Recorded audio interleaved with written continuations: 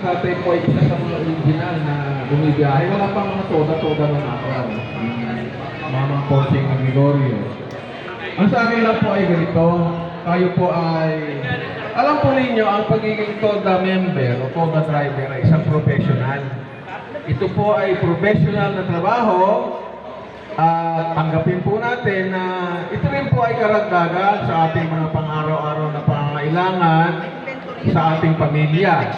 Kung kayo ay tunay na membro ng TODA, kayo po ay may lisensya.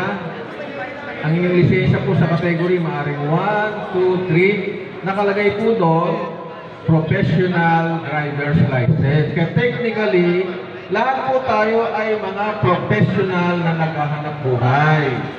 Ang sa akin po lamang ay lagi po nating pahabain ang ating pasensya sa mga pasahero, pahabain natin ang ating pangunawa sa mga pasahero, at siyempre, bilang kasamahan po ninyo sa barangay, dapat po talaga tayo ay laging ganyan. Maaaring may mga pasahero po na alam naman ninyo yan eh. Tatak na naman po sa inyo yan. Araw-araw naman po kayo ay nasa paradahan. Siguro po yung mga matatagal na bumibiyahe rito, kilala na po ninyo yung inyong mga kliyente. Ganoon po talaga. Kasama po yan sa ating hanapbuhay. Mahabang pag-unawa, mahabang pasensya, katulad po sa barangay, meron po kaming gawing ganito karaming mabubuti at di naman po kami perfecto. Minsan nagkakamali rin. Pinagpapasensyahan po natin. At siyempre, yung respeto po sa ating mga opisyal. Kilala naman po ninyo ang mga opisyal. At hindi po magiging maganda ang ating samahan kung aalisin po natin ang respeto. Kaya kami po ay nananawagan sa inyo at nakikisama, sumasama po kami sa inyo bilang mga public servant, respeto lang po sa ating mga opisyal. Meron naman po kayong mga asosasyon na para umayo sa mga problema, katulad din po sa barangay. Kaya ako po ay patuloy na nagpapasalamat po sa SBNN TODA, sa hirap at sa ginhawa, tayo po ay magkasama-sama pa rin po.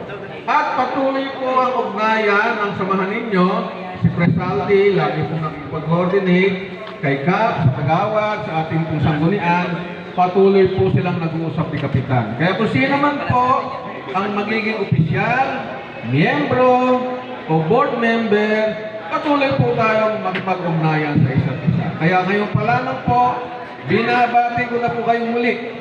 Congratulations po, at malapit na pong matapos ang taong 2023, mabuhay po kayong lahat, SBLN Fund. Salamat po sa magandang payo po ninyo.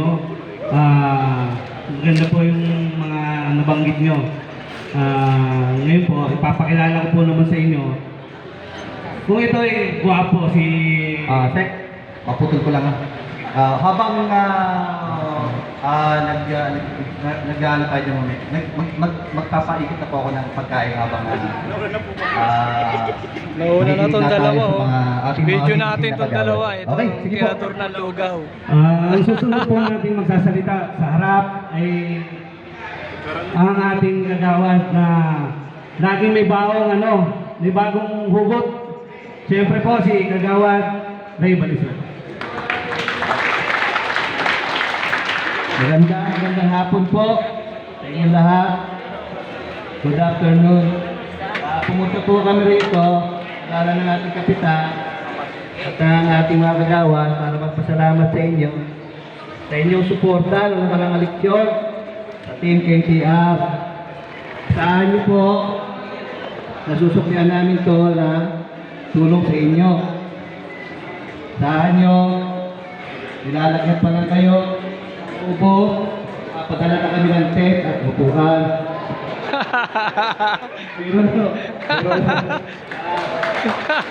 Maagap talaga si Kagawad.